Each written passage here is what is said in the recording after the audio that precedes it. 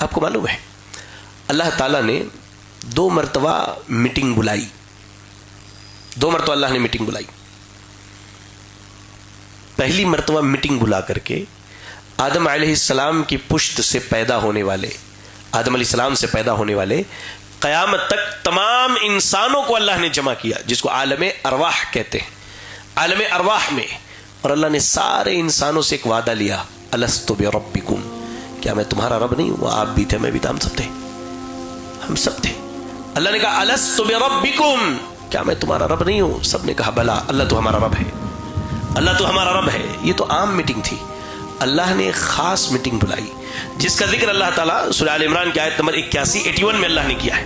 اللہ نے کہا وَإِذْ أَخَذَ اللَّهُ مِيثَاقَ النَّبِيِّينَ لَمَا آتَيْتُكُم مِّن كِتَابٍ وَحِكْمَةٍ ثُمَّ جَاءَكُمْ رَسُولٌ مُّصَدِّقٌ لِّمَا مَعَكُمْ لَتُؤْمِنُنَّ وَلَتَنصُرُنَّهُ قال أأقررتم وأخذتم على ذلكم إصري قالوا أقررنا قال فاشهدوا وأنا معكم من الشاهدين۔ اللہ نے سارے نبیوں کو جمع کیا، جی آدم علیہ السلام سے لے کر عیسیٰ علیہ السلام تک آنے والے سارے نبیوں کو اللہ نے جمع کیا اور کہا کہ مان لو تمہاری نبوت کا زمانہ چل رہا ہے، اور اسی زمانے میں اگر محمد صلی اللہ علیہ وسلم آ گئے تو تم کیا کرو گے؟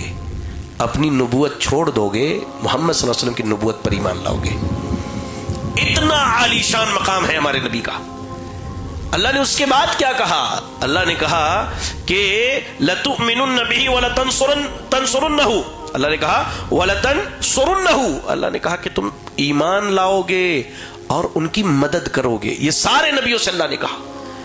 یہ اللہ کے نبی کی سیرت کا یہ پہلو ہم کیوں نہیں سمجھتے؟ آپ کا مقام و مرتبہ دیکھیے، اللہ نبیوں سے کہہ رہا ہے کہ اگر محمد صلی اللہ علیہ وسلم تمہارے زمانے میں آ جائے، اب تمہاری نبوت باقی نہیں رہے گی، تمہارا کام یہ ہوگا کہ ان پر ایمان لائے اور ان کی مدد کریں۔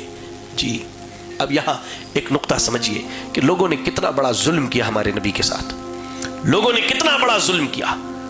آج اگر کسی کو صحیح قرآن حدیث کی تعلیم دیجیے، اسے بتائیے، تو نبی کے اس مقام کو نہ سمجھنے کی وجہ سے وہ کیا کہتا ہے کہ بھائی آپ کی بات تو صحیح ہے، لیکن ہمارے امام صاحب کا قول تھوڑا سا اس سے الگ ہے، ہمارا مسلک کچھ اور کہتا ہے، ہمارا امام، ہمارا پیر، ہمارا بزرگ کچھ اور کہتا ہے۔ لوگوں، جس نبی کی موجودگی میں عیسیٰ کی علیہ السلام کی نبوت، موسیٰ علیہ السلام کی نبوت، ابراہیم علیہ السلام جیسے جلیل القدر نبی کی نبوت نہ چلے، اس نبی کے اقوال، اعمال، افعال کی موجودگی میں امت کے کسی فرد کا قول چلے گا؟ یہ ظلم ہے، یہ ظلم ہے۔